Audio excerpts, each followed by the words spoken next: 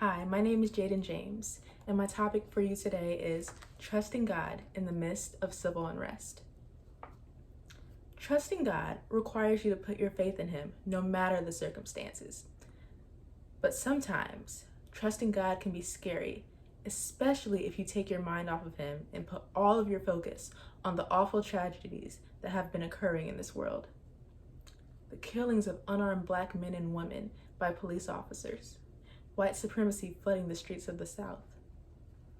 As a Black person in America, the world can be deemed as scary, unfair, and unsafe due to the many things that we have seen on TV in regards to police brutality and white supremacy and just a lot of other ignorance and evil happening in this world. Or even just everyday racism that we may experience when going to the store or riding in a nice car. It can make you really question this world that we live in and your safety in it as well. It can make you feel like, well, God, if I can't guarantee my safety while worshiping you in church, what can I do? How valuable is my life really in this world? And unfortunately, sometimes the spirit of fear can indeed make some feel as if your Blackness is a sin within itself. And what I mean by that is people who try to disown their Blackness, who try and stay away from people who are their color because of what people may have taught them about Black skin and African Americans. And when you turn on the TV and turn on the news, immediately you see Black men and women who are on TV who possibly could have gotten arrested for stealing or drugs or things of that nature. And even in society, whenever you open a textbook in school, underneath deviance or misconduct, sometimes there's an African American male or female in that section. So the way that the world is, it's almost as if you see Black people not really thriving and succeeding as much as they are. You mostly see them in jail or arrested and things of that nature. So this is when trusting God comes in. This is when reading the scriptures comes in. This is where knowing that Jesus was not a white man with blonde hair and blue eyes comes in. This is when you should be woke, but not sleep deprived. Be aware and conscious of all the things happening in the world today. However, do not let that captivate you. Yes, in the flesh, we can let these scary situations and scenarios take the best of us. Watching these videos on social media can literally be sickening. This is why it is important to take some time to rest in God. Then wake back up with Him by your side and continue the fight against racism, prejudice, and inequality. Ephesians chapter 4, verse 26 says, "In your anger, do not sin. Do not let the sun go down while you are still angry." Anger is a part of human nature. When you see things that are happening in the world that are unjust, it is natural to become angry about it.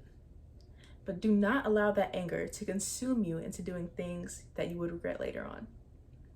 Don't go to sleep mad at the same thing, but go to sleep seeking peace through the Lord and putting your trust in Him, knowing that He is in full control. Don't ever get so caught up in the fear and anger that you can't move on, but also don't ever forget about why you got angry. Don't forget the current state of the world that we are in right now. Don't forget that our people and other people of color are being treated unfairly. It's sad for me to say that every person that has died due to police brutality's name cannot fit into this t-shirt that I am wearing today. But this is a message for me personally, to not forget my brothers and sisters whose lives seem to have ended too quickly. Let's remember why we're seeking justice. Not just because it's a trend on social media, but because of the real lives we've lost in America. In Luke chapter 18, Jesus was telling His disciples about the parable of the woman and the unjust judge. In the parable of the unjust judge, the widow woman cried out to the judge for him to give her justice against an unnamed adversary. The judge, who did not fear God nor man, eventually gave in to this woman's pleading simply because he was afraid that she would ruin his reputation. Luke chapter 18, 2-5. He said, this is Jesus speaking, "In a certain town there was a judge who neither feared God nor cared what people thought. And there was a widow in that town who kept coming to him with the plea, 'Grant me justice against my adversary.' For some time he refused, but finally he said to himself, Even though I don't fear God or care what people think, yet because this widow keeps bothering me, I will see that she gets justice so that she won't eventually come and attack me. Many social rights advocates and Black Lives Matter protesters have protested for political leaders and others to simply come to the agreement that Black lives do indeed matter. And after 400 plus years, it seems as if the world has decided that that is a true statement. It could definitely seem, however, that law officials have gotten tired of protesters coming after them, constantly asking about the same thing. And in order to save their reputation, they have decided to write Black Lives Matter on t-shirts, paint it across roadways, and hang signs in businesses. It seems as if, although this is progress in a positive direction, that it has taken so long to accomplish, simply due to the leaders in the system. That they have finally decided to cave in because it may seem as if we have been attacking them for so long. At the end of the parable, Jesus posed this question to his disciples: will not God grant justice to his elect who cry out to him day and night?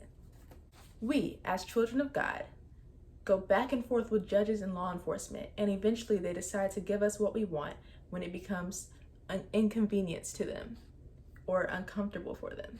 This was something I read out of the Tony Evans Bible commentary. It says, if any unjust judge who doesn't fear God will rule justly in a poor woman's favor because of her persistence based on the law, won't a holy God give justice to his people who pray to him with perseverance based on his word? Imagine what God could do if we all seek him during this time. Imagine the amount of justice that God will give us if we come at him with the same amount of requests that we come at man. Sometimes we can get too caught up in ourselves and trying to do things on our own that we forget to ask God, who is almighty and powerful, for his advice and assistance. That's why I said earlier, it is good to be woke, but make sure you aren't sleep deprived. Make sure you take that time to rest in God so that you can continue to fight the good fight. And do not grow weary in well-doing, for in due season you will reap a harvest if you faint not. One last thing I will say. In 2020, we have lost so many great people as a whole. Most recently, Congressman John Lewis and Reverend C.T. Vivian. These great men have left behind an amazing legacy for our generation to continue and follow. It is up for us to pick up where they left off, continue to march with God, and keep our faith in him through it all. While doing that, encourage your peers to vote. Encourage your peers to sign petitions and attend meetings that could better inform them or change the world that they know as a whole. God is the same God that was with Congressman Lewis, Reverend C.T. Vivian, MLK, Rosa Parks. He's the same God back then, and he is the same God now. Seek him wholeheartedly. And by doing that, we can get into good trouble and fight for justice with the greatest judge of all on our side. Thank you.